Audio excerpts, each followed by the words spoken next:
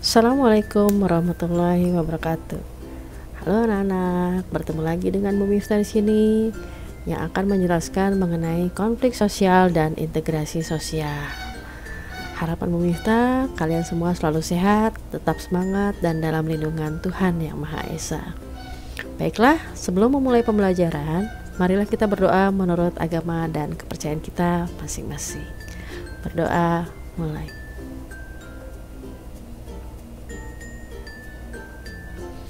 Berdoa selesai. Terima kasih. Tetap semangat, tetap sehat, dan jaga kondisi kalian. Oke. Nah, kita akan belajar IPS pada pertemuan kali ini mengenai konflik sosial dan integrasi sosial.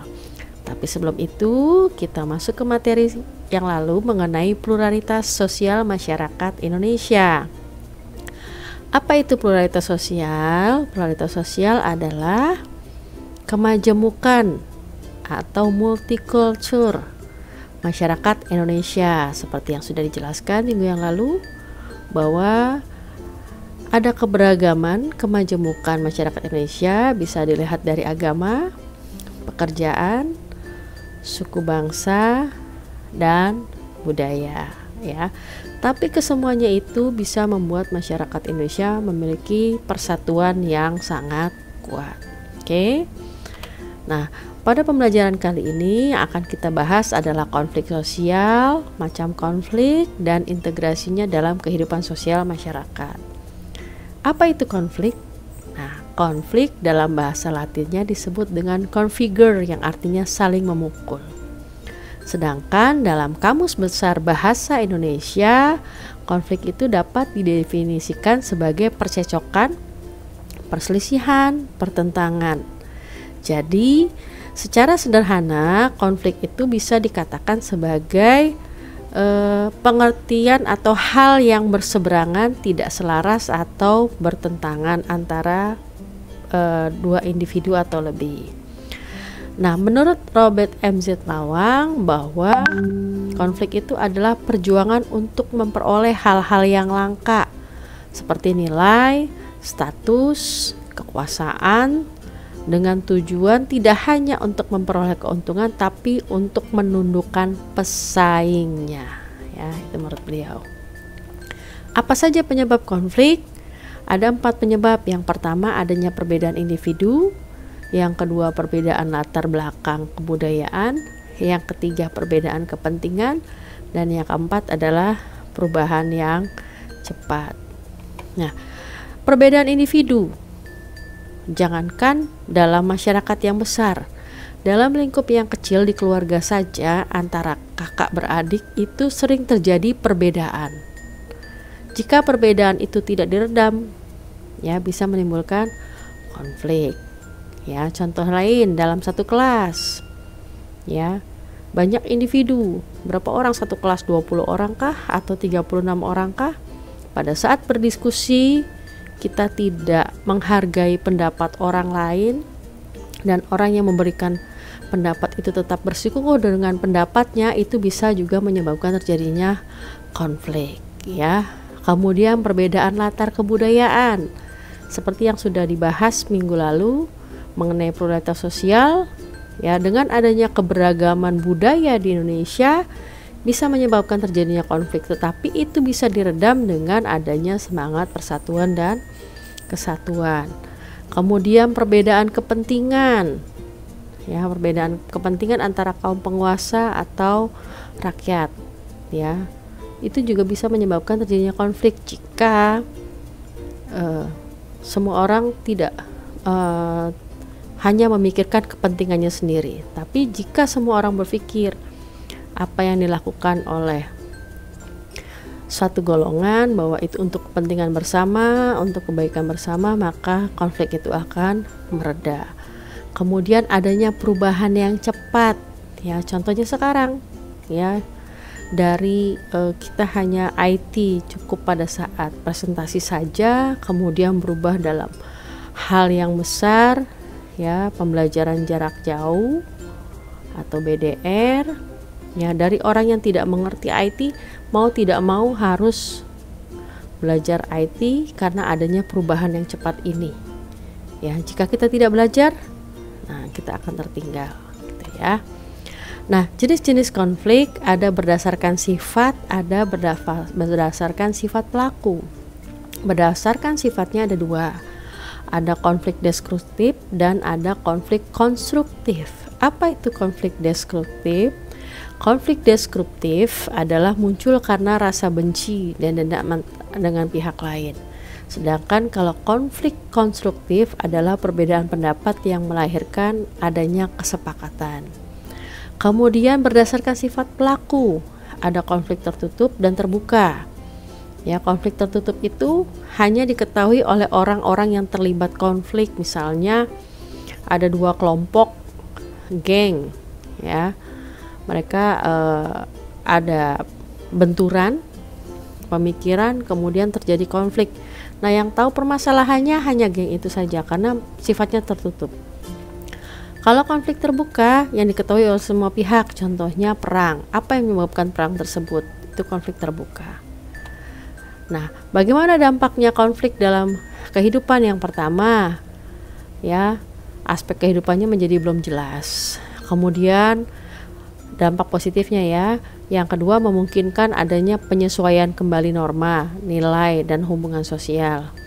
Yang ketiga meningkatkan solidaritas sesama antar anggota, ya, in group solidarity. Kemudian yang keempat, jalan untuk mengurangi ketergantungan antar individu dan kelompok. Dan yang kelima, dapat membantu menghidupkan kembali norma lama dan menciptakan norma yang baru. Sedangkan dampak konflik negatifnya adanya keretakan hubungan antar individu dengan persatuan kelompok. Kemudian yang kedua, kerusakan harta benda dan jatuhnya korban manusia. Yang ketiga, berubahnya sifat kepribadian individu baik yang mengarah pada hal positif atau negatif. Dan yang keempat, munculnya dominasi kelompok pemenang atas kelompok yang kalah. Nah, bagaimana penanganan konflik? Ya, ada beberapa upaya yang dilakukan supaya konflik tidak berkepanjangan. Contohnya ada konsiliasi, kemudian mediasi, teratur, dan arbitrasi. Nah, supaya konflik itu tidak meluas, maka perlu adanya integrasi sosial. Ya, integrasi sosial itu adalah penyesuaian unsur-unsur yang berbeda dalam masyarakat sehingga menjadi satu kesatuan. Adapun unsur yang berbeda itu bisa meliputi ras, etnik, agama, bahasa, kebiasaan, sistem nilai, dan sebagainya.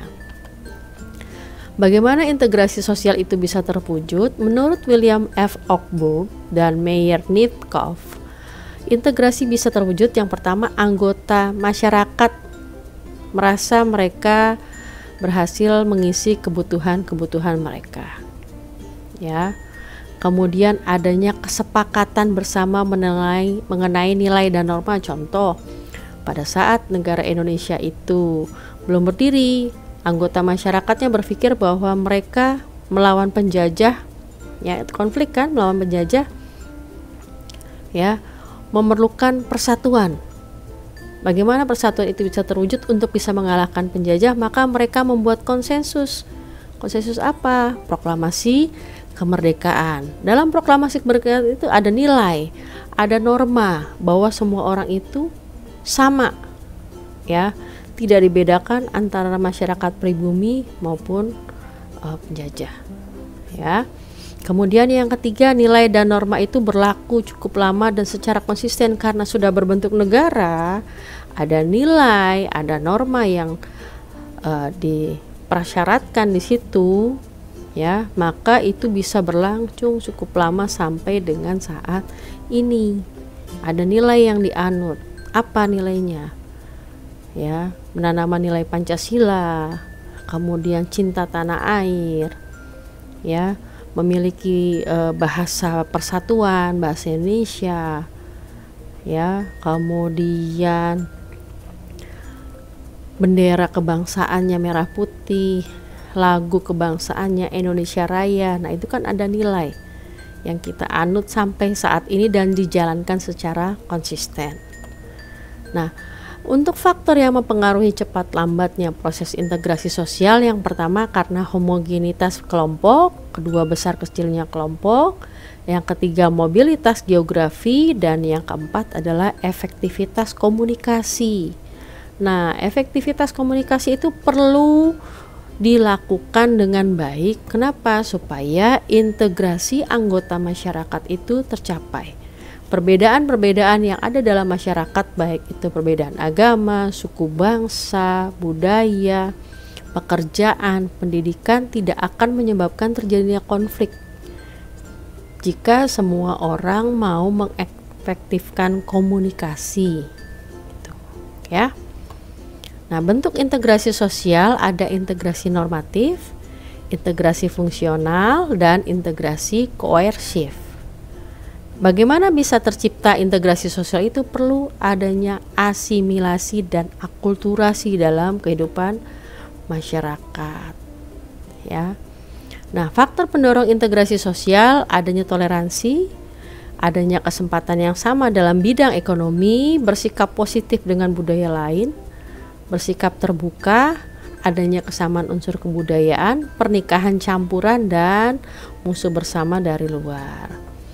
Demikian yang bisa saya jelaskan, kurang lebihnya mohon maaf. Nanti kita diskusi atau tanya jawab langsung via chatting, ya. Terima kasih atas perhatiannya. Materi kali ini selesai mengenai konflik sosial dan integrasi sosial. Terima kasih. Wassalamualaikum warahmatullahi wabarakatuh, dan tetap sehat, semangat.